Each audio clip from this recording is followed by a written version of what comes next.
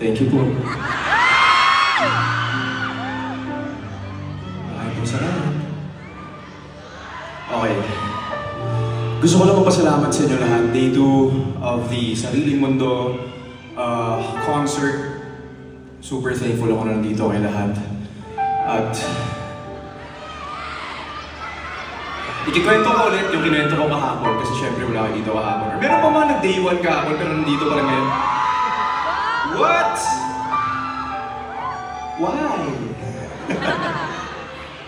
Wala, na-amaze ako sa mga gano'n. Yung parang, hindi kayo ulit, super, parang hindi ko siya mag-grasp eh. Pero gusto ko lang mag-thank you sa inyo lahat and based on sa kinikwento ko kanina or kahapon, sabi ko, itong nakikita ko ngayon, okay lang magkwento pala ako ng mga random stuff. Kasi, guys, ito lang ang mayroon ako. Ang mga kwento ko at mga kanta ko. So okay lang ba makikinig ba kayo kung magkikwento ako ng gabi? Thank you. So sabi ko nga, itong nakikita ko ngayon, sa buong buhay ko hindi ko na-expecto. I swear to God, hindi ko talaga in-expecto. Kasi, like what I said, siguro like past mga months, mga almost 2 years ago. Because 2022,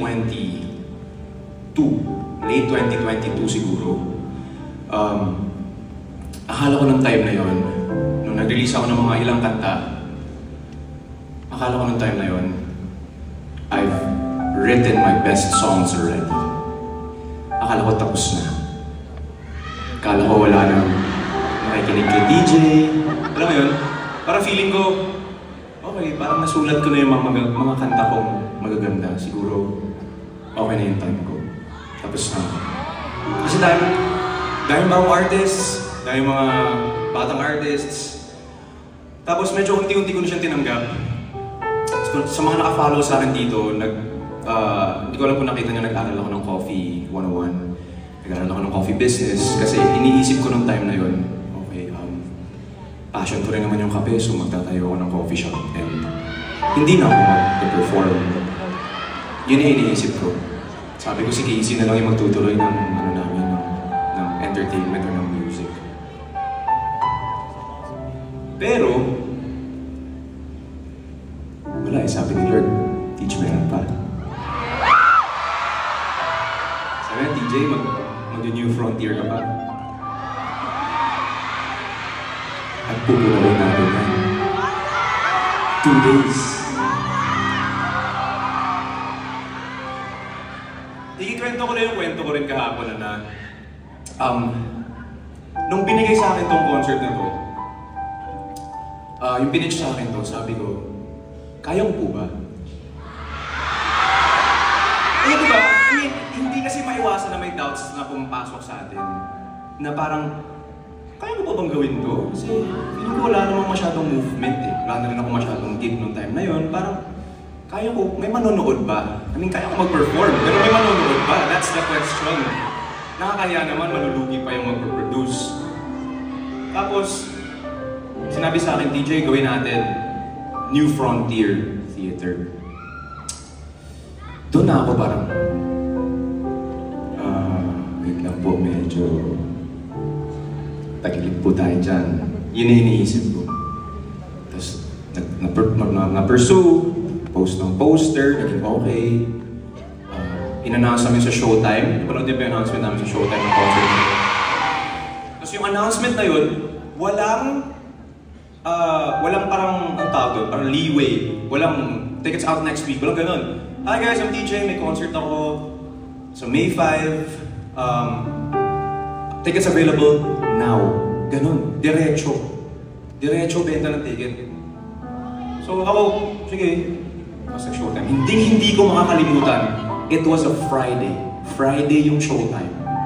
Tapos, after namin in-announce, pauwi ako ng bahay. Pagdating ko ng bahay, 2:00. I cannot forget this. 2:00, nasa labas ako ng gate namin. tumawag yung handler ko si Fleur. Sabi, DJ, medyo may bumibili na ng tickets ng paunti-unti. Pero, ganun talaga pag first day, wala masyado pa.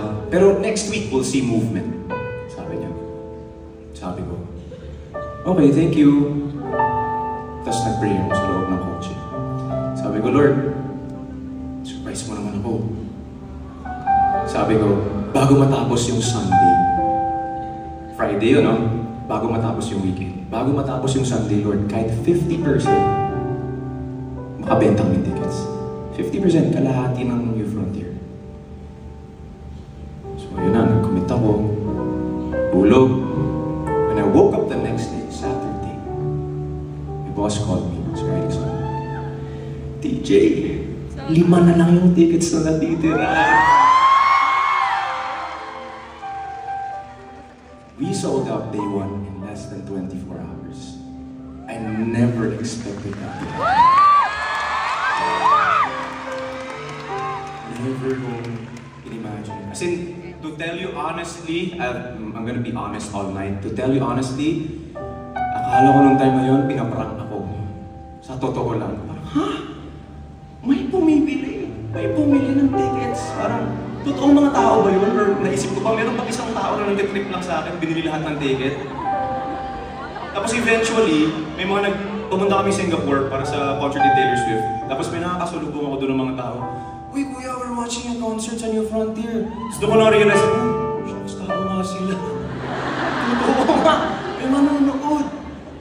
So what I mean is, wait lang. Kasi kahapon pag naiiyak ako, uminom ng tubig. Nalayo ng tubig ko eh. Wait lang ha.